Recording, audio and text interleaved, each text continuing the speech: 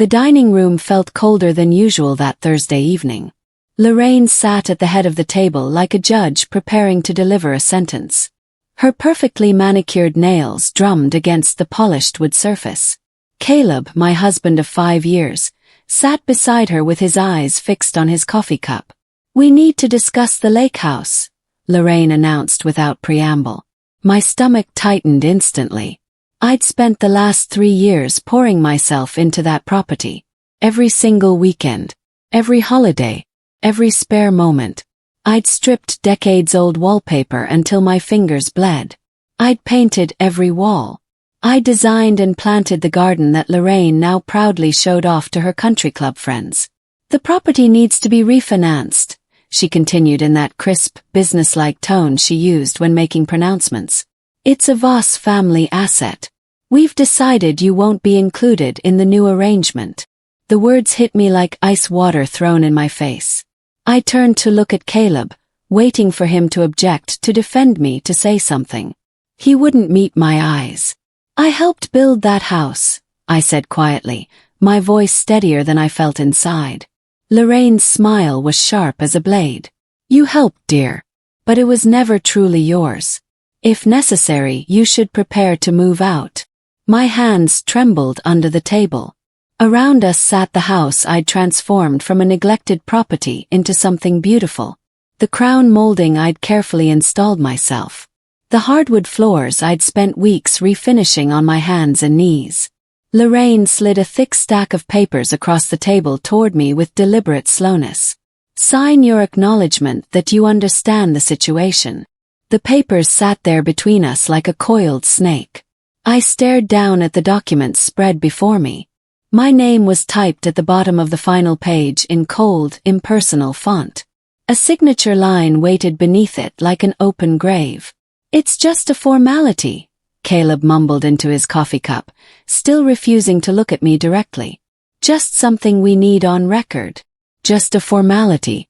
Like our marriage vows had apparently become.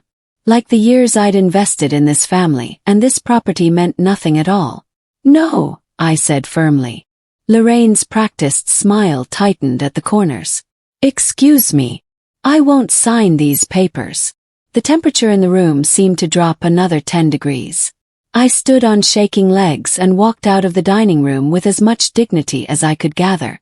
My heart pounded so hard I thought everyone could hear it. Behind me, I heard Lorraine's voice drop to an angry hiss. "I told you she'd cling to what isn't hers." I made it to the kitchen before I had to stop and steady myself against the counter.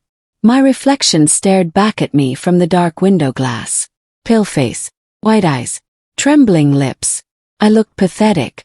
Then my gaze fell on something that made my blood run cold. A letter sat on the counter near the coffee maker.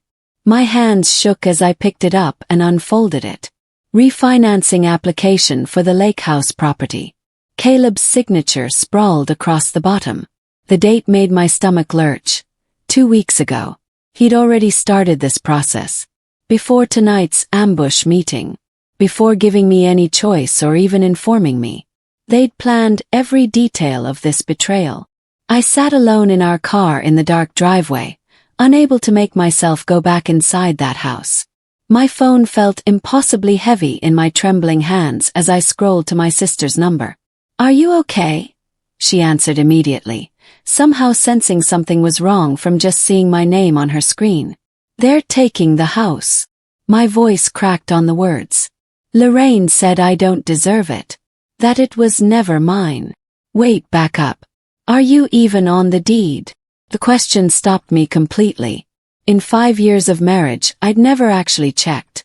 I just assumed that as Caleb's wife, I had some legal standing. "I honestly don't know." "Find out right now. Pull up the county records." My fingers fumbled with my phone as I navigated to the county property website. The page loaded with agonizing slowness. Finally, the information appeared on my screen. Current owner, Caleb Voss. Property transferred from Theodore Voss, deceased, on March 15th. I did the mental calculation quickly. March was 6 months after Caleb and I had gotten married. My breath caught in my throat. The house hadn't been transferred to Caleb before our marriage. It had happened after we were legally married. That single fact might change everything. The transfer happened after we got married, I whispered into the phone. My sister's response was immediate and firm. Then you need to talk to a lawyer. Tomorrow morning. First thing. I sat there in the dark car, staring at that screen until the words blurred together. The law office of Pierce Holloway smelled like old leather furniture and fresh coffee. Pierce himself looked like somebody's kindly grandfather with his silver hair and wire-rimmed reading glasses, but his eyes were sharp and calculating as he listened to my story. "Tell me everything from the beginning," he said, pulling out a yellow legal pad. "Don't leave out any details." I explained the family meeting. The papers Lorraine had tried to force me to sign. The refinancing application I discovered. Every humiliating moment. Pierce listened without interrupting once, occasionally making notes on his pad in precise handwriting. "Mrs. Voss," he said when I finished, "let me ask you a very important question. When exactly was the property transferred to your husband?" "March 15th, 6 months after our wedding." His eyebrows rose slightly. "And did you contribute to renovations on this property?" "Everything. I did almost all the labor myself. I bought materials. I designed every detail. I have receipts for thousands of dollars in supplies." Something that might have been a smile flickered across his face. "Then you may have a very significant marital interest in that property, Mrs. Voss." Hope flickered to life in my chest for the first time since that horrible meeting. "I need you to gather every single document you have," Pierce continued. "Bank statements showing purchases, receipts for materials, photographs of the work you did. Everything you can possibly find." He paused and looked at me directly. "And Mrs. Voss, there's something else you need to know. Your husband cannot legally sell or refinance that house without your signature." The words hung in the air between us like a lifeline thrown to a drowning person. I drove home from Pierce's office in a daze, my mind racing through implications and possibilities. When I pulled into the driveway, I noticed immediately that Lorraine's silver Mercedes was just pulling out, heading in the opposite direction. Inside the house, I found a manila folder sitting prominently on the kitchen counter. Someone had left it there deliberately, knowing I'd see it. My hands were steadier now as I opened it. Property appraisal for the lake house. Current assessed value. $470,000. I sucked in a sharp breath.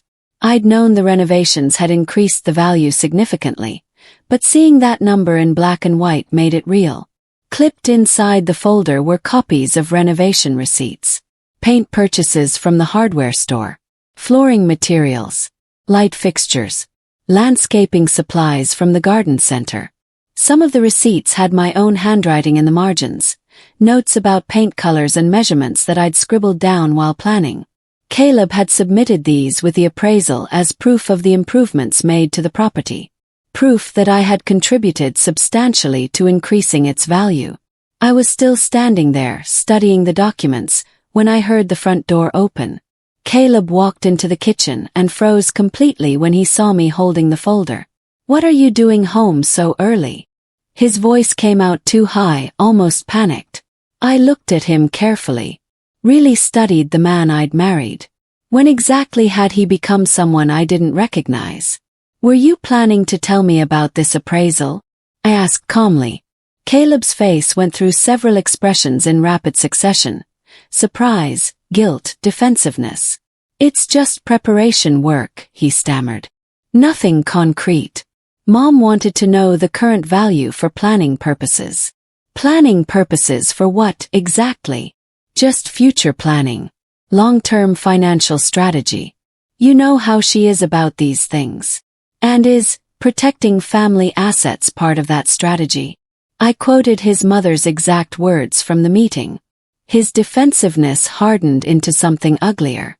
"Mom knows about real estate. She's just trying to help us make smart decisions." "Smart decisions about our house?" "It's not."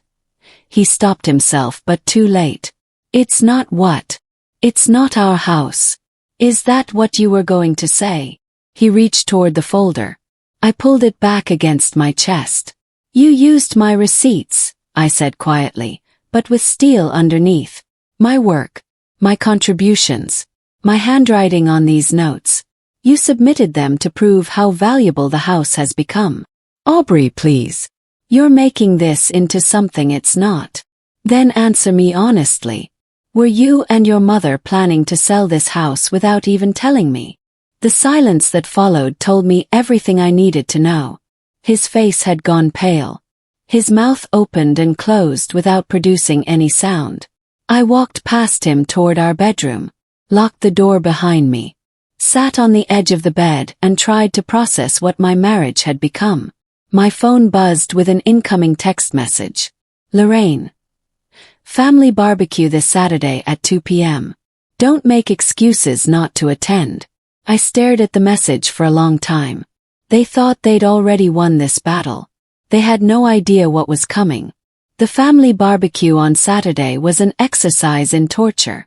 Lorraine held court in the backyard like a queen greeting her subjects, surrounded by cousins and aunts and uncles who hung on her every word. She glowed with barely contained satisfaction. I played my part perfectly, helped set up folding tables, brought out trays of food from the kitchen, smiled and made small talk. The dutiful daughter-in-law who knew her place. Then Lorraine cornered me near the drinks cooler, away from the main gathering but still within earshot of several relatives. Some people, she announced loudly enough for others to hear, greatly overestimate their place in this family. Nearby conversations faltered and stopped. Everyone turned to look at us. Some people think that a few coats of paint and some garden work make them truly part of a family legacy. My face burned hot with humiliation. Across the yard, I could see Caleb standing with his cousins. He looked at his mother. Then his eyes met mine briefly. He stayed exactly where he was, made no move to defend me or stop her. I carefully set down the pitcher of lemonade I'd been holding, walked calmly to my car without looking back at any of them. Behind me I heard murmurs, some sympathetic, others merely uncomfortable at witnessing such a scene. I was almost to the street when I heard rapid footsteps behind me on the pavement. Wait just a moment. I turned to find Lorraine beside my car, slightly out of breath. She held a crisp white envelope. Before this situation gets messy and unpleasant for everyone involved, Lorraine said with false pleasantness, let's handle this like reasonable adults. She extended the envelope toward me. I took it slowly and pulled out the document inside. The legal language was dense and confusing, but certain phrases jumped out at me with crystal clarity. Voluntary relinquishment of all claims, acknowledgement of separate property status, complete waiver of any marital interest. Simply sign this, Lorraine continued in that smooth, reasonable tone. Walk away gracefully with your dignity intact. We'll even provide you with a modest sum for your trouble and cooperation. My hands remained completely steady this time as I checked the date printed at the top of the document. 3 weeks ago. They had prepared this legal waiver 3 full weeks before the family meeting, before they'd even bothered to inform me of their plans. Every step had been calculated and planned in advance. I'll need time to think about this carefully, I said, keeping my voice neutral. Lorraine's smile hardened into something cold and sharp. I wouldn't advise thinking too long, dear. These opportunities don't remain open indefinitely. I got into my car and drove away without another word. In my rearview mirror, I could see her standing in the middle of the street, watching my car disappear around the corner. That night, I spread everything across our dining room table like evidence at a crime scene. Bank statements going back 3 years. Credit card bills with highlighted charges. Receipts from every hardware store and garden center within 20 miles. Every transaction told part of the story. Joint account withdrawals for major renovation materials. Charges on my personal credit card for decorative items and fixtures. Charges on Caleb's card for contractor fees when we'd needed professional help with plumbing. All of it had happened during our marriage. All of it represented improvements to what legally should be considered marital property. I organized everything chronologically and photographed each document with my phone. Then I uploaded everything to a secure cloud folder. That's when I found something that made my blood run cold. A charge on my debit card from 18 months ago. $2,200. A lumber company and a lighting fixture warehouse. Both on the same day. I didn't remember authorizing that charge. I checked my calendar from that time period. I'd been out of state that entire week, visiting my mother after her surgery. Caleb had used my card without my knowledge or permission. I added those statements to my documentation pile and sent everything to Pierce via secure email. His response arrived within an hour. This unauthorized use of your funds significantly strengthens your marital interest claim. My phone buzzed with a text from Caleb. We need to talk soon. Mom is very upset about your behavior at the barbecue. I didn't respond. Let him wonder. Let them both worry. When Caleb suggested we meet at a restaurant to discuss things calmly, I should have known it wouldn't be just the two of us. The restaurant he chose was deliberately neutral territory, a chain steakhouse near the highway. But when I arrived at the booth he'd reserved, I found I wasn't walking into a private conversation. Lorraine sat on one side of the booth beside Caleb. Two of his cousins I barely knew flanked them protectively. It was a carefully staged ambush. Aubrey, Lorraine began before I'd even fully sat down, we're genuinely concerned about your recent behavior and attitude. I settled into my seat slowly, keeping my face neutral. My behavior. The hostility you've displayed. Your stubborn refusal to cooperate with simple requests. Or family. Family members are supposed to help each other, not create obstacles. One of the cousins nodded along. The other one looked distinctly uncomfortable and wouldn't meet my eyes. All we're asking, Caleb said with forced reasonableness, is that you sign the paperwork we've provided. Let us handle the property matters. You can focus your energy on other things. Like what exactly? Your teaching job. Your hobbies. Whatever makes you happy. As long as those things don't involve the house I spent 3 years renovating. Lorraine's eyes narrowed dangerously. That house has been in our family for generations. Your late husband purchased it 15 years ago.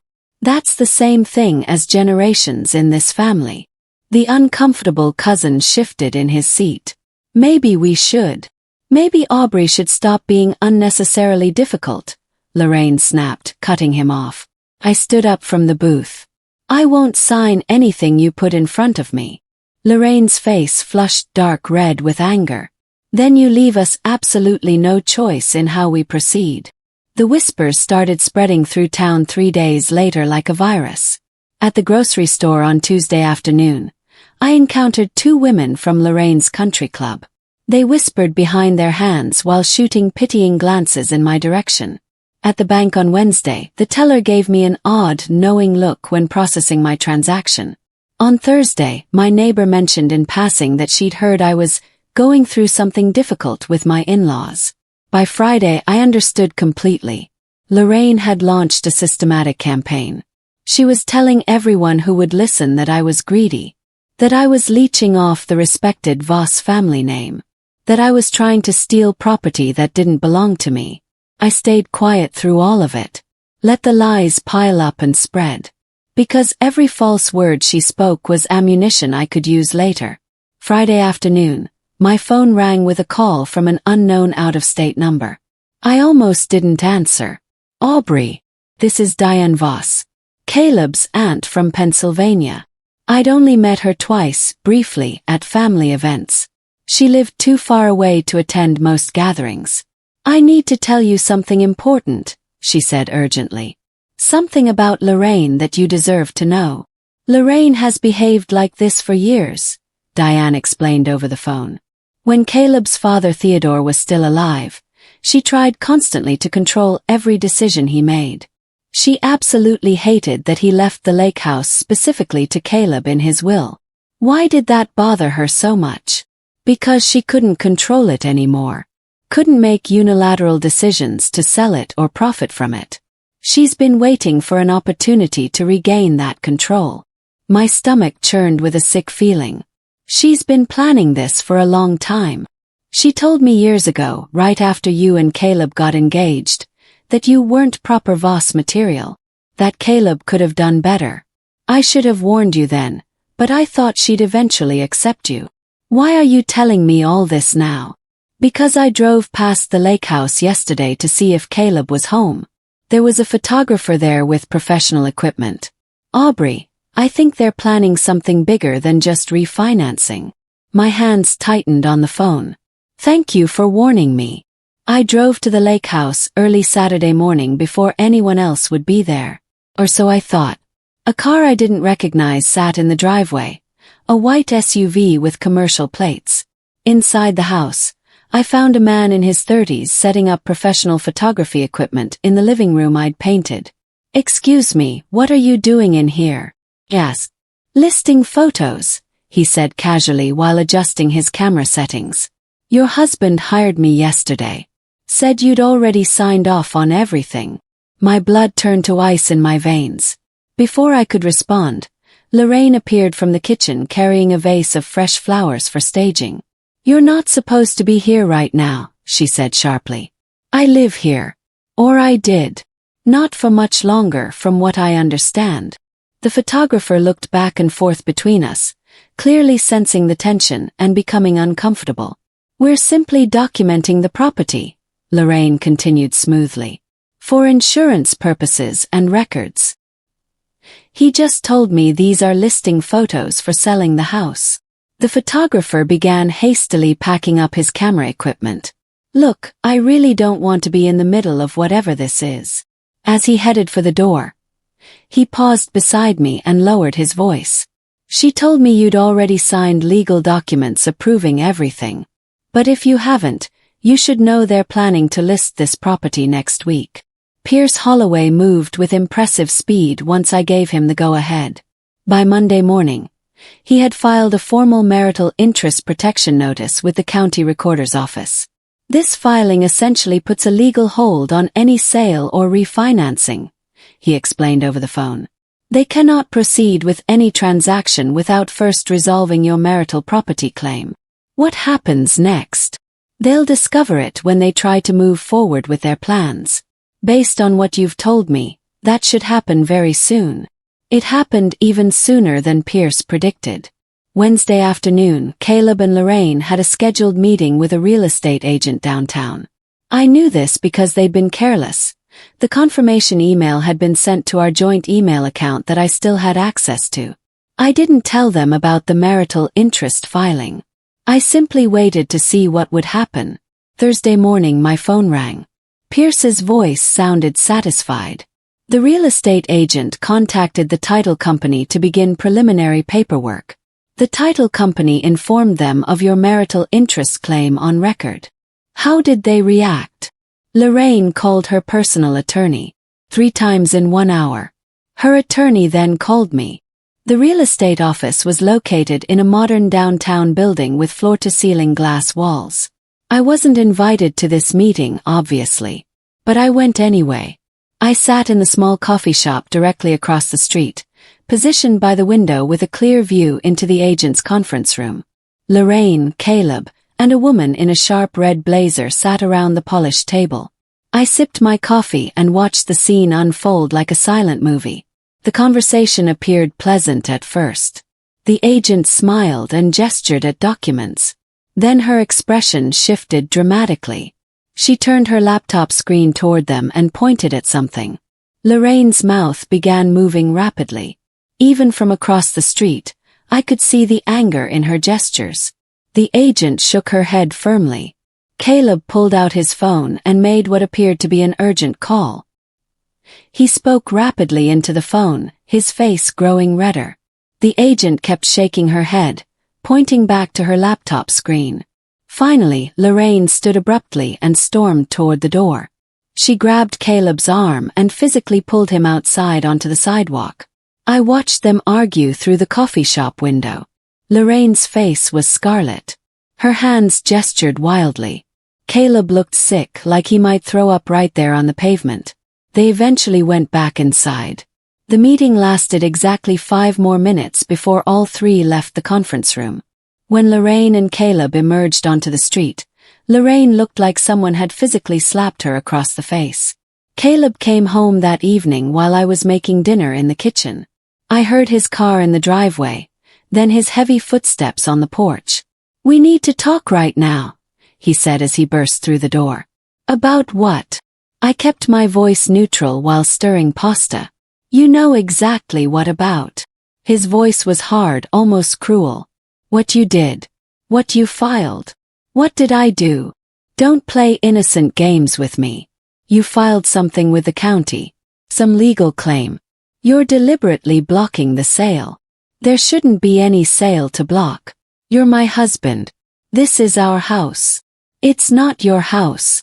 Tell that to the 3 years I spent every weekend renovating it. Tell that to the thousands of dollars I spent on materials." His face flushed dark red. "You're embarrassing us. The real estate agent thinks we're completely incompetent. The title company is asking invasive questions about our marriage. Remove whatever claim you filed immediately." "No, Aubrey. I helped build this house from practically nothing. I have legal rights. You have nothing. You're nothing." The words hung in the air like poison. He turned and left the room. I could hear him on his phone in the other room, his voice angry and desperate as he spoke to his mother. I turned off the stove and dumped the pasta down the drain. My appetite had completely disappeared. Lorraine's personal attorney called Pierce's office the next day requesting an immediate meeting to discuss my claim. "They want to negotiate," Pierce told me. "Try to convince you to withdraw your filing." Should I attend? Absolutely not. Let me handle this completely. You don't say a word to any of them. The meeting happened without me present. Pierce went alone to face Lorraine, her attorney, and Caleb. When Pierce called me afterward, I could hear satisfaction in his usually professional voice. Their attorney laid out their position, which was essentially that you have no legitimate claim. I presented our documentation, the renovation receipts, bank statements, the unauthorized use of your debit card, proof of your labor contribution. What was their response? Lorraine threatened to contest everything in court. Her own attorney took her aside and explained quietly that she would almost certainly lose. That your marital interest claim is legally solid. Relief washed over me in a wave. So it's actually over. Not quite yet. They'll likely try to pressure you to accept far less than your claim is actually worth. They'll try to negotiate you down or make you feel guilty. What should I do? Nothing at all. Just wait. Let them panic and make mistakes. Caleb came home late Friday night. His eyes were bloodshot and swollen like he'd been crying. "My mother is absolutely furious with you," he said without preamble. I didn't respond. Just looked at him and waited. "She says you've destroyed everything our family worked for. That you're deliberately ruining us. By protecting my legal rights to property I helped improve? By being selfish and vindictive." His voice cracked with emotion. "I never meant for things to turn out like this.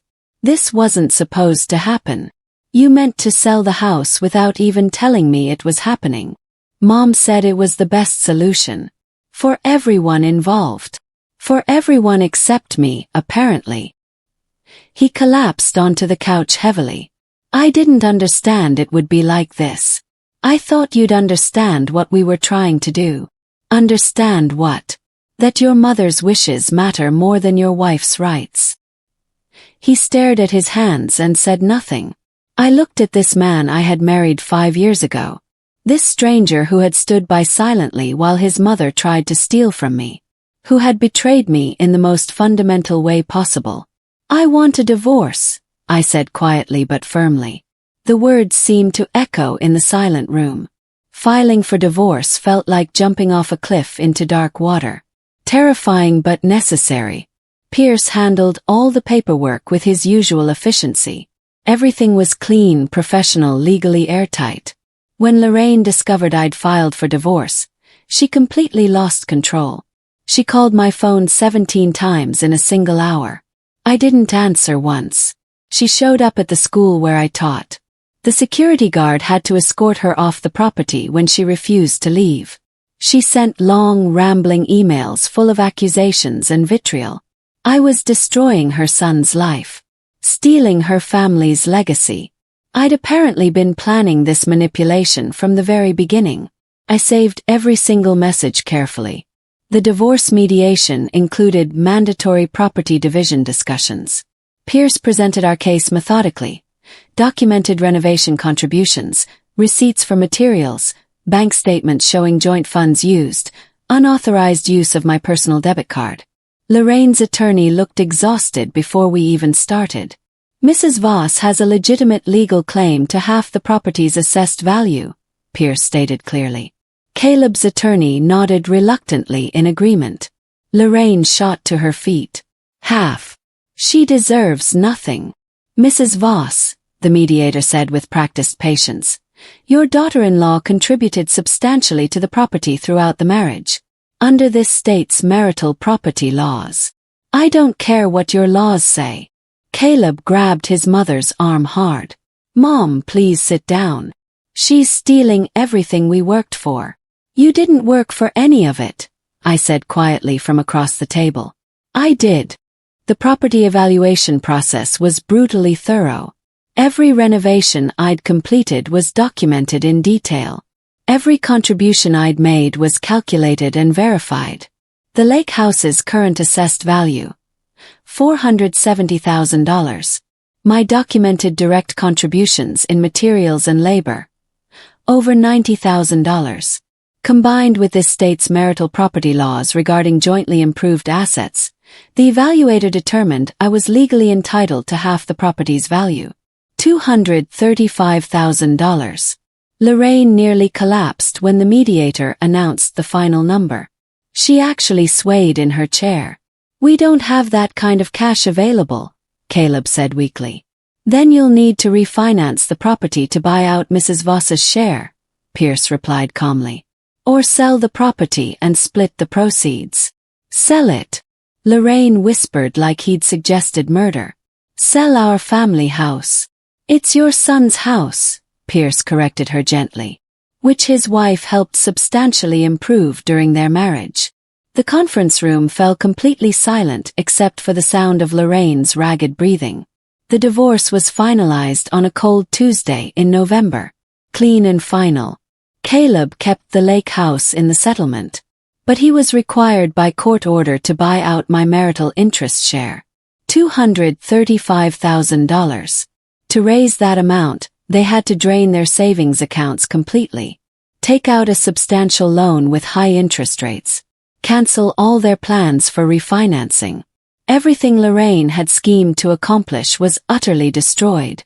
The money appeared in my bank account on a Wednesday morning. I logged into my banking app and stared at the number for a very long time. Then I started looking at real estate listings. I found a small cottage on the quiet edge of town in early December. It was modest but charming, with good bones and lots of potential. The garden was completely overgrown and neglected, but I could easily fix that. I'd learned everything about landscaping. The kitchen needed updating. I knew exactly how to approach that project. The walls were all painted the wrong colors, but I had folders full of paint samples saved on my phone. I signed the purchase papers 3 days before Christmas. Moved in during the week between Christmas and New Year's. No one from the Voss family called to wish me well or ask how I was doing. But Caleb's Aunt Diane sent a heartfelt card that arrived on New Year's Eve. So incredibly proud of you and your strength. Spring arrived with warm sunshine and the smell of fresh earth. I planted flowers throughout my new garden. Roses in 3 colors. Purple lavender. Cheerful yellow daisies. No one criticized my choices or told me I was doing anything wrong. No one stood over me offering unwanted advice. The cottage felt like finally being able to breathe after holding my breath underwater for years. I repainted the living room a soft, peaceful blue. Refinished the hardwood floors myself over 2 long weekends. Every improvement I made was entirely mine. Every decision came from my own preferences. Freedom tasted like fresh paint and garden soil under my fingernails. I heard through Diane that Caleb and Lorraine were struggling badly with their loan payments. The house they'd fought so desperately to keep had become a crushing financial burden. Caleb had to take a second job working nights. Lorraine had to cancel her expensive country club membership. I felt no satisfaction in their suffering. Only profound relief that I'd escaped that toxic situation. Some members of the extended family reached out to apologize for believing Lorraine's lies about me. For not defending me when she attacked my character publicly. I accepted their apologies graciously but kept them all at a careful distance. I was building something completely new now. Something that didn't include any of them. 1 year after the divorce was finalized, I sat on my cottage porch on a warm evening, watching the sun set over my garden. My roses were blooming beautifully. My cottage was exactly how I wanted it. Every room reflected my taste and personality. I'd learned something crucial through this entire painful experience. Worth isn't given to you by others. It's built with your own hands, your own choices, your own voice speaking truth. Lorraine had said I didn't deserve anything. That I was nothing without their family name. She was completely wrong. I deserved everything I'd earned through my own labor.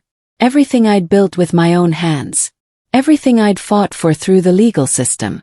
The lake house was theirs to struggle with now. This cottage was mine to love and enjoy. I planted one final rose bush as the sun disappeared below the horizon. Pressed my hands deep into the rich soil. This was home. This was peace. This was justice. They'd told me I wasn't worthy of consideration. But I'd proven them wrong through patience and determination. Not with anger or cruelty or revenge. With documentation. With truth. With the law on my side. I stood and brushed the dirt from my hands. Behind me, my cottage glowed warm and welcoming in the twilight. Earned. Deserved. Everything they'd tried to take, I'd secured legally. Everything they'd denied me, I'd claimed rightfully. Not through force or manipulation. Through simple truth. And truth, I'd finally learned, was the strongest foundation anyone could build upon.